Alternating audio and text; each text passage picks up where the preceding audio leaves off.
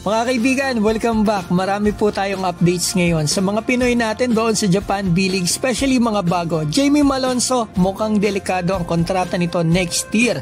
At Francis Lopez, gumaganda na ang laruan doon. Mukhang tatagal ito dito at mas gagaling pa. At si Kai Sotto, pag-uusapan natin, puspusan ng training, yung comeback date, hindi pa sigurado sa ngayon. Pati kung makakapagpakita ito dito sa Tenement Taguig.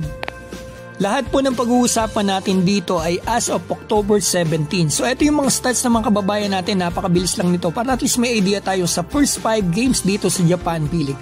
AJ Edu, yan ang mga numero niya mga kaibigan, almost double-double. So ito si Dwight Ramos, talagang magaling yan mga kaibigan, almost 13 points per game.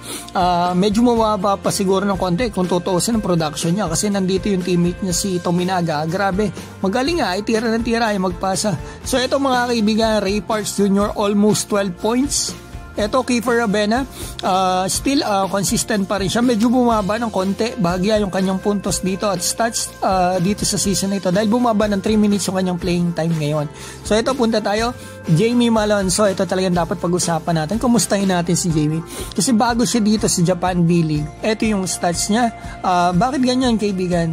Ang baba po kasi ng playing time niya. Sipin nyo, 6 minutes lang yung average niya dito sa Japan B-League. So yan mga kaibigan, ang masasabi ko, this is not good para sa kababayan natin.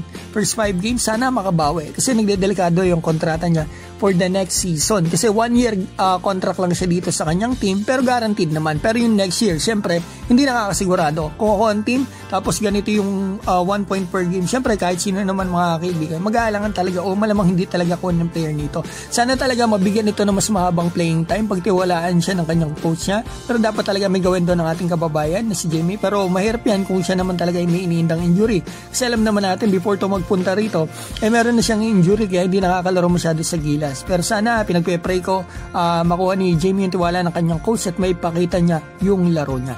So ito, Francis Lopez, masasabi ko ito yung stats niya, 6 points, 2 rebound and 1 block. Ang average niya ay 16 minutes mahigit na playing time. Almost 70% na field goal. Masasabi kong good mga kaibigan. Hindi naman sa very good talaga, good pa rin yung numbers niya. Kasi mga kaibigan, taas ng field goal at maraming hindi nakikita stats yung depensa at hustle niya. At unti-unti na siya nagiging komportable dito sa Japan. Tingin ko tatagal to mga kaibigan at ang laki pa ng igagaling ng batang to. Talagang spectacular yung mga ginagawa niya, mga blocks, yung mga hustle plays, yung mga shoot niya, umuupo pa sa ere.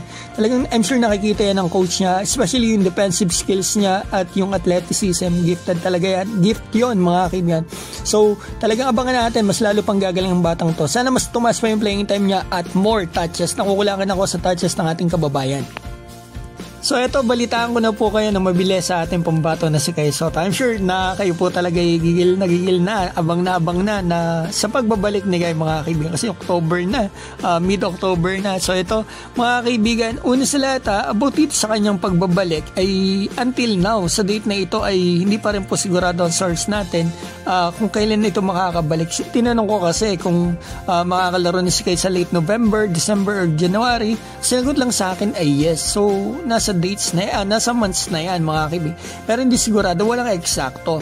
So about naman po dito sa event sa Taguig, sa Tenement, yung B-League, yung 2 days, I'm sure na marami sa inyo talagang nagpaplano na katulad ko. So kung malaman nyo na ayon sa search natin ay mukhang hindi pa po sigurado si Kai dito na makakapunta, mga 50-50 pa, pero i-inform daw po ako at syempre pag in-inform ako, sasabihin ko po sa iyo kung talagang ano yung resulta, kung si Kai ba ay magpapakita o hindi dito sa Tenement.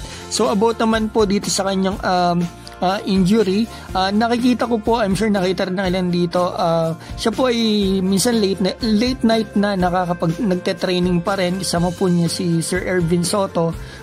Private yung kanilang mga ngayon, hindi nila pinopost, pero noong nakarang mga buwan pa nakakadunk na daw si Kai, sabi sa akin ng source. Talagang hindi nila nilalabas. Hopefully magkaroon ng surprise sa pagbabalik ni Kai, and I'm sure talaga kakatuwa yan ng ating mga kababayan. Talagang nakakamiss ang ating pambato na si Kai Sotto. Magkakaroon ulit ng talagang sigla at buhay ang Philippine basketball pagbabalik nito. Binabati ko po pala ng belated happy birthday si Mark Arvin Chanco in USA at binabati ko rin po si Kuya Dodong Joseph at Arnold Mags Magday, pati na si Edith Doromal, Arthur Publico, JB Santiago, Roniel Hoxon, Sporty, THT, Sagittarius, Esser Dale, Larry Goffo, Rigisek, Edward, Kamikasi, Charky, AJ Anoba at Super Ninja. Mga kaibigan, maraming salamat po.